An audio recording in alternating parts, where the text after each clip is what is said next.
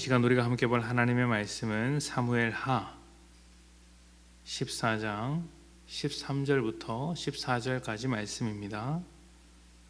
사무엘하 14장 13절과 14절 말씀 제가 봉독합니다. 13절입니다. 여인이 이르되 그러면 어찌하여 왕께서 하나님의 백성에게 대하여 이 같은 생각을 하셨나이까? 이 말씀을 하심으로 왕께서 죄 있는 사람같이 되심은 그 내쫓긴 자를 왕께서 집으로 돌아오게 하지 아니하심이니이다. 우리는 필경 죽으리니 땅에 쏟아진 물을 다시 담지 못함 같을 것이오나 하나님은 생명을 빼앗지 아니하시고 방책을 베푸사 내쫓긴 자가 하나님께 버린 자가 되지 아니하게 하시나이다. 아멘. 밧세바를 범하고 우리아를 죽인 다윗. 이 다윗은 하나님의 주권을 철저히 외면했던 왕이었습니다. 왕의 자리에서 그가 가진 권력과 힘을 당연하게 생각했고 자기의 뜻을 주장하기에 바빴습니다. 그리고 그 주변에 있던 사람들도 사실은 왕의 눈치를 보면서 왕이 하고자 하는 일을 도와주기만 했지 하나님의 뜻과 통치를 이루어가는 데는 큰 관심이 없었습니다. 하나님께서 무엇이라고 말하는지, 하나님께서 다윗에게 어떤 일들을 요구하고 계시고 또 이스라엘에게는 어떤 마음을 품고 계시는지 이해하지 못했고 또 그것을 잘 하기 위해서 다윗을 도와주려고 했던 사람들도 없었습니다. 하나님께서 세우신 왕으로서 하나님의 통치를 펼치는 데 실패한 다윗은 하나님께서 나단 선지자를 통해 전해주신 말씀으로 회개를 하게 됩니다. 그리고 다윗은 자신의 죄가 무엇인지 또 자신이 문제가 무엇이었는지를 깨닫고 하나님의 주권을 다시 고백하게 되죠. 그러나 한 번의 회개가 다윗의 모든 신앙을 완벽하게 만들어주지는 못했습니다.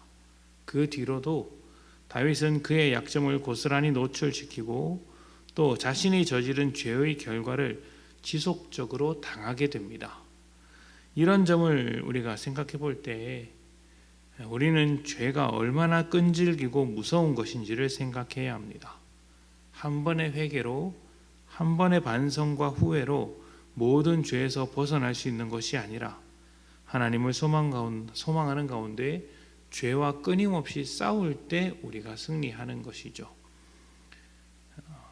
죄에게 한번 방심을 하게 되면 그 틈을 타고 들어오기 때문에 우리는 끊임없이 싸울 필요가 있습니다.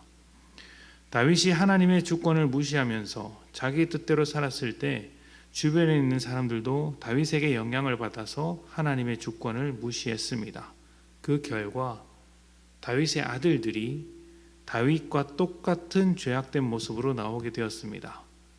밧세바를 범했던 다윗과 같이 아들 암논은 딸 다말을 범했고 다윗이 우리아를 죽인 것과 같이 아들 압살롬이 아들 암논을 죽여버렸습니다.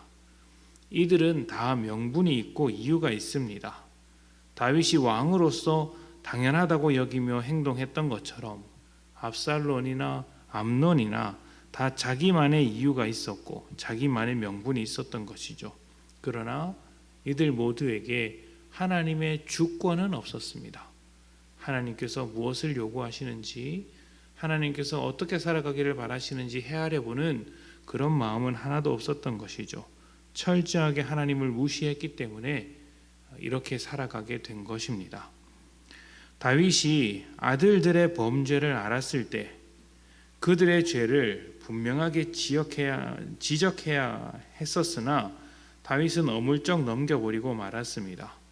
아들이라는 이유도 있었을 것이고 또 자신이 했던 여러 가지 일들을 아들을 통해서 보게 되었으니 뭐라고 할 말이 없었을 수도 있습니다.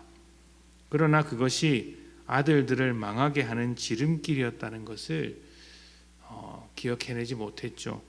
암논도 죽게 되고 또 훗날 압살롬도 죽게 됩니다.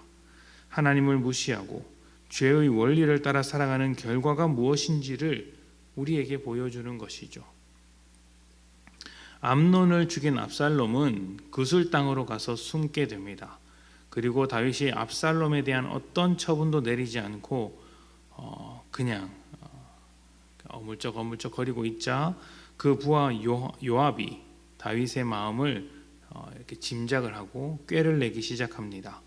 드로아의 여인을 불러서 압살롬을 데리고 다시 이제 성 안으로 들어오도록 해주는 것이죠. 앞서 우리아를 죽일 때 하나님의 뜻이 아니라 다윗의 뜻을 중요하게 받들었던 요압이니만큼 이번에도 하나님께서 무엇이라고 생각하는지는 상관이 없이 다윗의 마음을 헤아려서 행동하고 있는 것입니다. 이때 내세운 명분이 이것입니다. 14절입니다. 하나님은 생명을 빼앗지 아니하시고 방책을 베푸사 내 쫓긴 자가 하나님께 버린 자 되지 아니하게 하시나이다.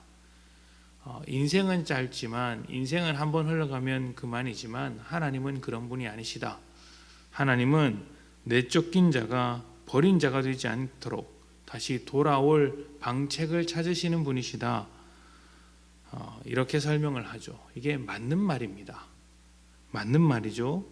그러나 한 가지를 빠뜨렸습니다. 일부러 빼놓고 있는 것처럼 보이는데 하나님을 떠나서 죄 가운데 사는 사람일지라도 하나님은 그를 찾아서 돌아오게 하시는 분이 맞습니다. 맞는 말이죠. 죽음 가운데 있는 사람을 살리시는 분이죠. 그러나 그 전에 하나님은 그 사람의 죄를 깨닫게 하시고 회개하게 하십니다. 절대로 죄를 모른 척 넘어가지 않습니다. 분명하게 깨닫게 하시고 그 자리로부터 돌이키게 하시는 것이죠. 다윗의 죄를 하나님께서 모른 척하지 않으셨던 것처럼 다윗도 자식들의 죄를 모른 척해서는 안 되는 것이었습니다. 죄가 무엇인지를 분명하게 가르치고 그 죄의 삶에서 떠날 수 있도록 회개할 수 있도록 가르쳐야 했던 것이죠.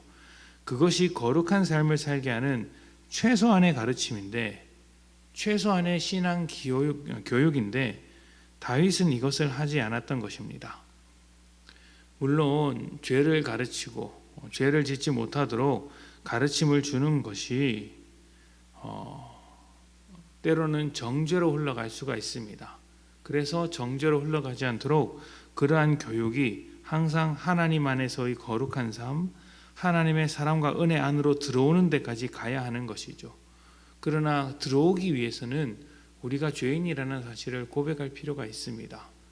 죄가 무엇인지를 알고 그 죄에 대하여 통탄한 마음을 가져야 하는 것이죠.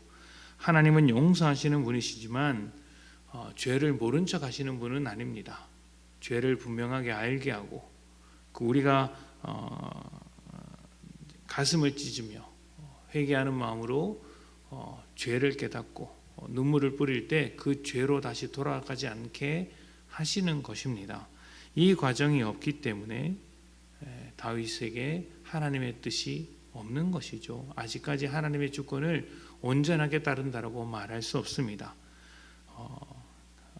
아들을 죽인 또 다른 아들을 받아들일 수가 없어서 그냥 멀리 지켜만 보고 그렇다고 죽일 수도 없어서 아무 행동도 하지 않는 다윗이 사실은 여전히 죄의 뜻을 따르고 있다는 것을 잊어서는 안 됩니다.